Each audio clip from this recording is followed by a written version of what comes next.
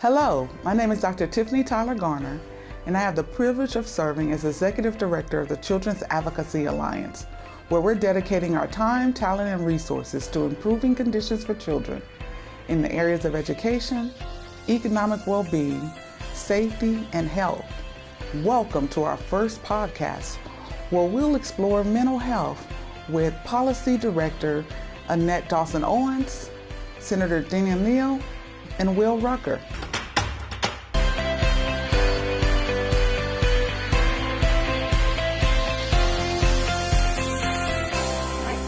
Thank you for joining us today, Senator Neal. So happy to have you here.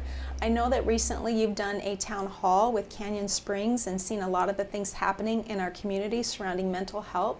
Can you share some of what you're seeing and some concerns?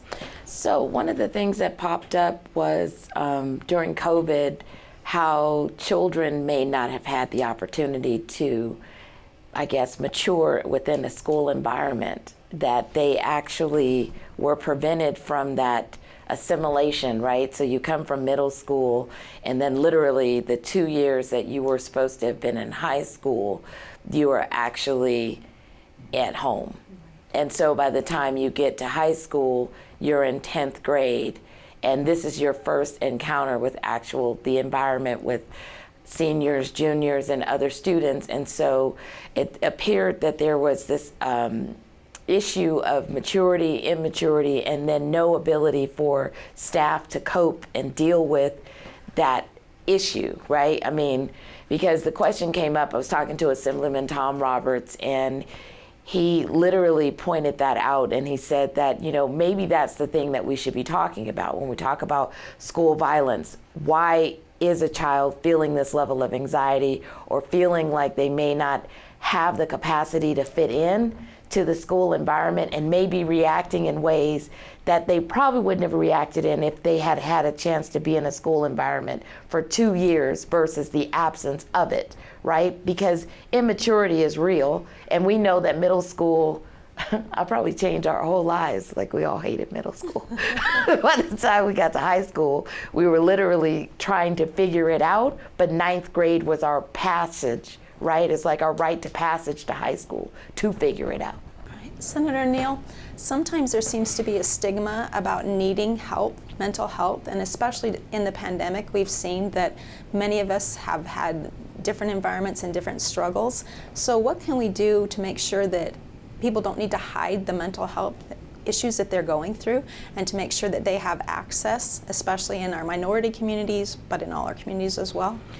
I think it's about, it's a culture shift, right? It's about changing the narrative about how we view each other and how we view mental health. It's not a weakness, it's an illness. And if we start to see it as an illness and want to actually have a remedy for it, I think that changes our viewpoint, and it changes how we care for each other. Within the minority community, I think more often than not, and it probably everywhere, what I see with young black males is a stoicism, right? Where I rather hold on to the trauma, hold on to what happened to me rather than share it. And then it creates this chip on the shoulder per se, which then they have no place to express it because they feel like you don't understand it. And if I ask you for help, then you're going to give me potentially the wrong kind of help. And I'll give you this example. I had a student at Cheyenne High School. He'd been through the behavioral health system, and he was finally retracing himself and finding back in a regular school. But he didn't want to talk about his past. He didn't want to talk about the behavioral schools that he'd been in. But because of that, and the teachers not knowing his background, he was constantly viewed as a person that was not participating or wasn't open or wasn't trying to learn, but he was actually trying to overcome the stigma of where he came from, try to set a new path, and within the few months, he was literally being sent to the dean. And I had to point out, because he was one of my students, I had to point out to the principal, do you know his actual background? Because his background is that he is coming from a behavioral setting. He is trying to reset the narrative for himself, and you guys keep using it against him and putting it as if this is his tragic history, rather than allowing his future to be a different pathway and a different narrative that he creates for himself. Because he doesn't want to go back there, but he also doesn't want to talk about it. So whatever that trauma was of being identified as a bad kid, he is trying to escape it, but you won't let him. And we need to figure out how to create an environment where he can talk about that and he can participate in the new narrative that he would like to create for himself and support the new behavior. You know, because every time, whenever we made mistakes, right, in our house, in our life, no one ever wanted your past to be brought up to you over and over and over again. What we were expecting was someone to see the new change in you and to support the new change and to help you to develop and evolve into the new person that you had set before them, right? And I think the schools, because we use academic history, because we use behavioral narratives, we are not thinking about the whole child and how that whole child can evolve. And I think that that is more of a training that needs to occur. We have cultural competency, right? We pass that in legislation. But cultural competency doesn't matter if you don't understand what that child is experiencing or learn how to not beat them up over their past, but figure out how to get them to their next step, which they're asking you to help them get to. I couldn't agree more, Senator Neal. And that segues into our next segment with Compassionate Las Vegas, and understanding that, you know, all of us at one point or another will have trauma or have it, and we want that new start and that new narrative. We want those tools that we can use to be successful, and we all need them, especially now in our community. Thank you, Senator Neal, and thank you for being a consensus builder and a bridge builder in our community. It's duly noted.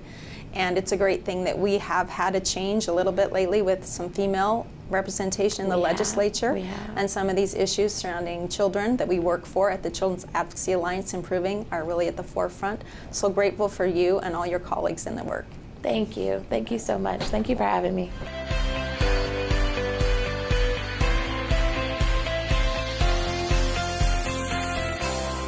Thank you, Senator Dina Neal. We are back with Will Rucker with Compassionate Las Vegas to continue our conversation about mental health in our community. Thank you, Will, for being with us today. Oh, it is my pleasure. I am so honored to be a part of this. Thank you so much. Can you tell the community a little bit about you and your background and how Compassionate Las Vegas came to be? Wow, that's a big story and a big topic. Just a little bit about me. I've always been someone that has wanted to change the world. And so that has just caused me to begin this journey and this evolution of how I can actually create the world that I want to see, which is a world filled with love and joy and happiness and compassion. And so that leads me to the work that I do now with my nonprofit organization, as a pastor of a church, just as a community voice that's saying, hey, compassion is what we need. It's not just a luxury. It is an absolute essential for our world today. So that's what brought me to this point, and Compassionate Las Vegas was birthed out of what we like to call whispering conversations, bringing together individuals who had a passion for certain sectors within our community who are doing great work, and saying, how about we do this great work side by side together? We all want to see this compassionate outcome. Why don't we work together to energize our forces and amplify our efforts?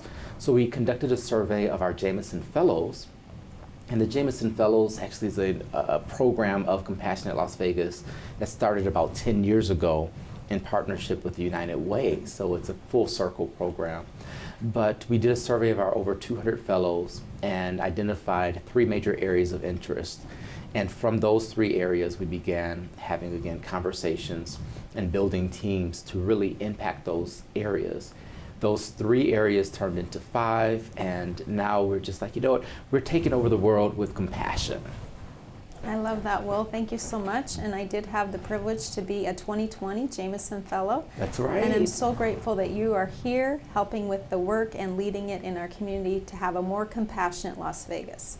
If there's ever a time when we need it, It seems like it's now coming through and out of a pandemic, and so we're grateful for all your work that you're doing here. Thank you. And I know you've talked about how when you are part of a community, and especially a compassionate community, that your mental health improves. Can you talk about that a little bit more?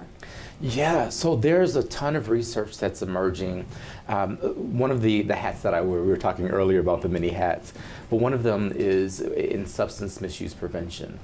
And what we're seeing the research show is the greatest asset for prevention is really a sense of belonging and community. And that's true for substance misuse as well as general mental health. And what we're seeing with social media is that we are more connected than we've ever been, but we're also more isolated.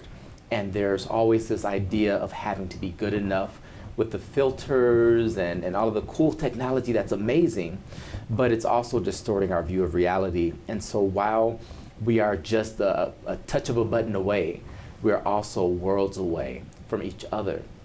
And so when we don't have the sense of community, we lose our sense of self, we lose our sense of safety and security because we are, for lack of a better term, pack animals. And so we thrive in community. A lot of people talk about the survival of the fittest, but the research shows that it's really the survival of the most compassionate. So those that were able to work in teams were those that were able to survive and thrive and build communities. And so when we are detached from that, our mental health suffers. We become depressed because we are built for interaction. We're built for love. And when we don't have that sense of family, of community, of belonging, it really deteriorates us at our core. We also know that there's the collaborative healing that is happening in our community. Can you speak a little bit to that and its origination and where that's going? Oh yeah, so that's a huge, huge asset for our community. Out of the 10-1 shooting was birthed the Las Vegas Healing Collaborative, and this is in partnership with the Center for Mind-Body Medicine. And Dr. Annie Weissman actually brought this to our community and recruited, I think the first training was about 100 of us in a room at UNLV. And the mind-body medicine is proven science, but it's not as wide known as some other methods. And with this mind-body medicine, we examine the connection between our brain and our body. We reconnect the mind with the body. And so one of my favorite parts of it is meditation. And meditation can be done in so many different ways. And through this collaborative, we teach people a number of ways to meditate. So whether it's journaling or drawing or shaking, and I won't do it because I've got a microphone on, but you stand up and shake, kind of like what you see in nature. After a traumatic event, animals just shake it off. Well, that proven science helps us to release that emotional energy and find ourselves centered. I also want to talk to you a little bit about what we see with children. We find that the studies show that children that are involved in compassion or kindness in their lives just have better mental health and well-being. Can you speak to that a little bit, how you've seen that in the community through children and adults? Oh my goodness. And to quote a very famous song, I believe that children are our future. And so I'm so honored with the network with Compassionate Las Vegas. We're partnered with Green Our Planet, and they build community gardens. And the children are taught skills of business, but all of the STEM is included, and it's just a amazing way to get kids to be kind without knowing they're being taught to be kind. And what we've seen, that's just one example of many, but what we've seen is kids by nature are compassionate. They can have an argument and you're like, oh my gosh, you guys are gonna rip each other's hair out, and then 2 minutes later, they're best friends again. And so kids really lead by example in the fact that, yes, we gotta get our feelings out, and that doesn't mean we can't be friends afterwards. And so this work, this compassionate work is allowing them, kind of like with the adults, the skills to learn how to express. We're teaching kids meditation. We're dealing with kids in trauma. The mind-body medicine actually has a youth track as well. So all of these kind of converge and create, again, the future through our kids. So one thing I'll mention too is we have a campaign with Hope Means Nevada that we're partnered with, where we're in the schools and putting on programs just to say it's okay to not be okay. and to give kids the resources when they are experiencing mental health issues to reach out and have them addressed. So Hope Means Nevada is a great partner that does that work. And I encourage everyone listening, just check them out and amplify their message because it's so needed right now. Thank you, Will. And I'm a fan of Whitney Houston too. I love that song because the children are our future and they are the future of Nevada. And also in that song it mentions the greatest love of all is to love yourself, right? Yeah. And not be looking, like you said, for outside sources, to have that inner peace and love. And we're so grateful for everything that you're doing. You mentioned a little bit about children and forgiveness. Can you talk about, you mentioned that before with Compassionate Las Vegas and the role that forgiveness and acceptance play?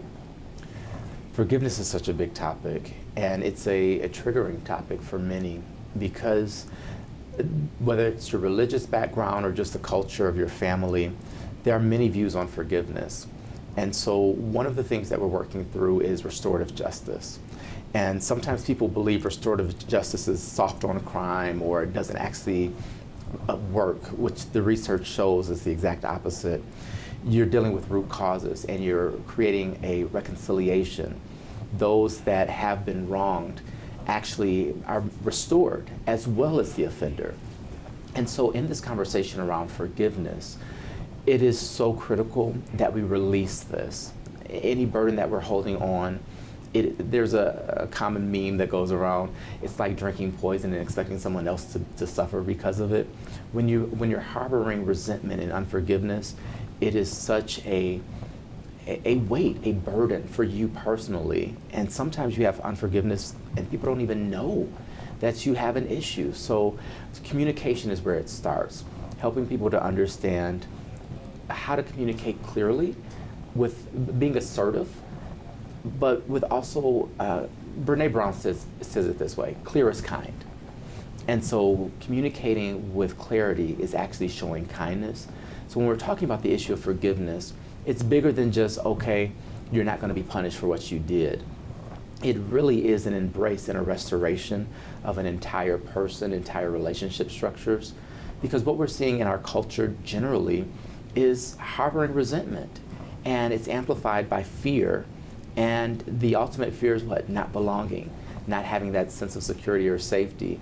And what I have found personally is that it's a lot easier to forgive people quickly than to harbor resentment. I've found that it's a lot easier to work towards a society that supports all of us than to try to hoard things for myself, because the reality is desperate people anywhere is a danger to us everywhere.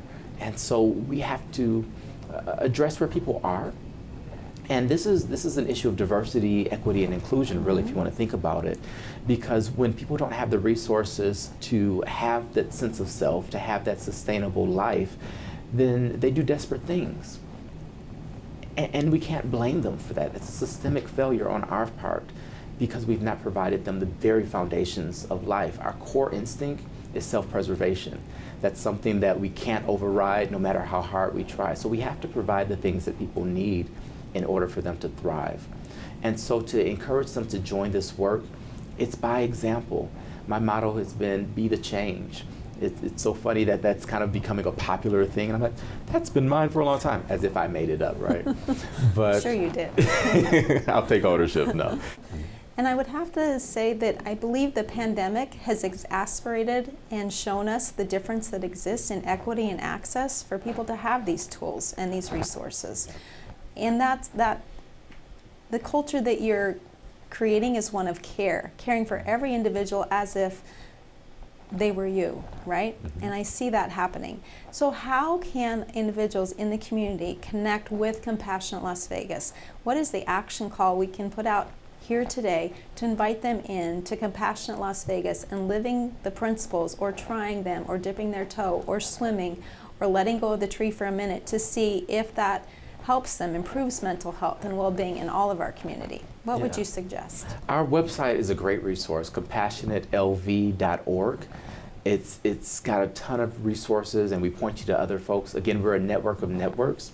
And so we always refer back to the Charter for Compassion, which is really what birthed this. This is where our mission stems from. The Global Charter has over 440 cities and communities that are a part of it, and that number is growing. Australia, the continent/country, is a compassionate country. They've agreed to the charter. Our city here in Las Vegas adopted the charter unanimously. So there are a lot of resources we point to that way, but compassionatelv.org is our website, and you can always email us, connect@compassionatelv.org, and we're happy to come have a conversation, to introduce you to the different tools and programs that are available, to invite you into our network. We have a fantastic steering committee that really, from a high level, guides how we interact with our community. And they give us the secret sauce to each sector within our community, because everything's a little different. But there are so many ways to get engaged. The Jameson Fellowship is by invitation. And so if you know a fellow, ask them to get you invited, and then you can apply and hopefully be accepted into the program. So there are a number of entry points, and of course the one that I want to promote is our podcast. Compassion.Vegas will take you to our podcast home, but you can find us on YouTube, you can find us on Apple Podcasts, Spotify, and we have such a robust library of programs. Any subject we've talked to Dr. Weissman about the mind-body medicine. We've had Dr. Tyler on about children's advocacy and other things. So, I mean, just there's a long list of guests that are going to be inspiring and educational and informative. So that's how you get connected. Thank you so much, Will. The work you do is inspiring, and I can't wait to see us become a compassionate country in the near future. Absolutely. I think it's happening. We are moving towards compassion. Dr. King mentions that there's an arc towards our future, and that arc is towards love. And so I think we will definitely see not only our country, but our world be a place of compassion as a culture, just automatic. Compassionate culture. Thank you so much, Will, for being here today. Hi, I'm Isabel Santiago. I'm part of the Strong Start Governor's Cabinet, and I'm the Director of Mental Health and Wellness.